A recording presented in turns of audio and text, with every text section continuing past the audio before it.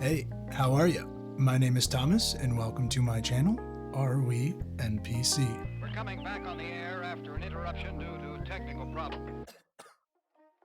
Today, we're covering Jected Rivals. Drop the E off ejected and you nailed it. That's the title.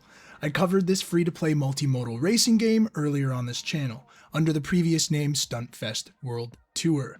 It appears the devs have decided on a name change, one that's less of a mouthful and more descriptive of the game itself. When testing Jected Rivals in beta, I was impressed and excited for it to hit full release. The servers were stable, matches were fun and quick to play, the Fall Guys-esque Crown Royal game design felt fresh, and the driving and aerial mechanics felt responsive and very easy to switch between. In my last review during beta, my main concerns were how the free-to-play model would be handled, as well as the map and trial variability. Fall Guys has been successful due to constant updates and seasons. Fall Guys is popular to play because it's challenging, quirky, and just downright fun. Also, Fall Guys is fun to watch people play because it takes some skill, some luck, and can cause people to rage. Rage, fucking rage! The way Jected Rivals handles their platforming battle royale is through multiple stages of events. Circuit races with cars that expect you to switch between ground and air, platforming events where you bounce on pads and charge your gadgets to keep you in the air, demolition derbies, moving target events where you try to hit stickers on an overgrown monster baby, and more. The main differences I see from beta to full release is that cars as well as new characters to use in beta are now part of separate purchase packs. This is understandable as cars can be swapped out during events as you find them during circuit races. However, much like Rocket League, you actually have to use the cars regularly to understand their hitboxes, their maneuverability, their speed, etc., as there are no stat menus attributed to any of them. From what I can tell so far is that locked cars are not merely new skins, but include different characteristics. This could definitely lead to several degrees of pay to win down the road as new cars are developed and introduced, one that may have a clear advantage in certain events more so than others. And if a car is introduced that can handle multiple events the best, yet stays behind a paywall, this may ruin the game's accessibility altogether. So far, it is hard to make a conclusion on this because the Mini Coupe that I use is free to play and very good. A lot of complaints on Steam stem from the controls, which I just don't understand. I'm using an Xbox controller to play and everything is quite simple. LB to boost, RB to switch gadgets, RT to accelerate, LT to brake, B to handbrake, A to eject, and all these controls stay pretty relative to each other as you switch between walking to car driving to flying. It reminds me of classic arcade racing games like Need for Speed Underground or Most Wanted, but with some extra tools for its sandbox nature, like aerial gadgets that let you hover or jet-boosted wing gliders that let you fly around.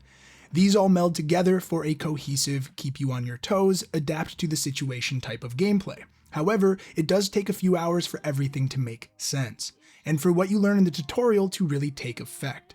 Most reviews on Steam so far are from players with less than an hour logged. For me, this is similar because my time with the beta has not been counted since the name change. However, after 4 or 5 hours with the game total, I can tell you that taking first place in multiple events is not hard, and like Fall Guys, takes consistency and practice to learn how to play a map or event well.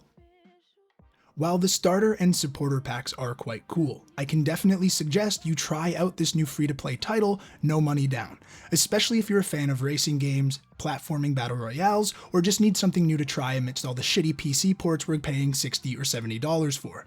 I've been having a blast with my friend, but keep in mind, the game still has features planned that have yet to be introduced. This includes squad play, where teams can face off against each other, and other possible playlists they have not yet settled on. My friend and I would simply queue for a solo match at the same time and consistently got placed together. There is much more to come on the side of UI and UX that I'm waiting to see implemented, but that hasn't stopped me from having fun with Jected Rivals. I will be covering content updates for Jected as they come out, and will continue to provide my perspective on their free-to-play model. For me, Deep Rock Galactic is the blueprint for good live service monetization, and I will consistently point to that game as a reference no matter the way other developers or publishers decide to monetize.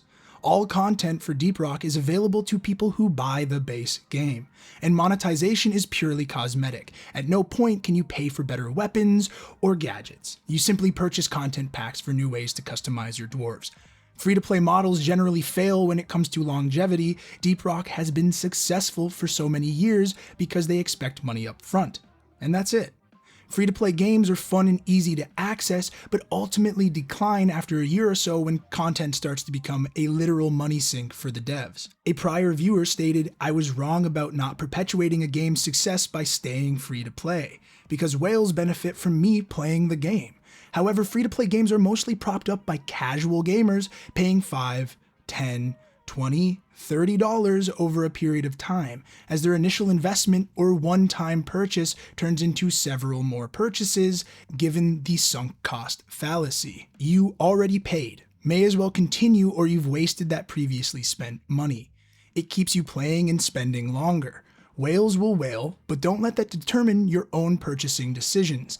All free-to-play games have this type of demographic. However, whales are a smaller portion of the total revenue these games make. The major revenue these games rely on are the 1 or 2 or 3 purchases you make throughout a month or year playing the game.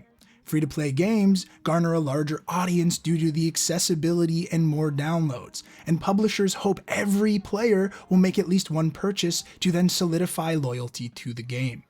Anyway, that's it for me. Thank you so much for watching. Subscribe if you want more indie game content in your feed, and I'll catch you next time. Peace.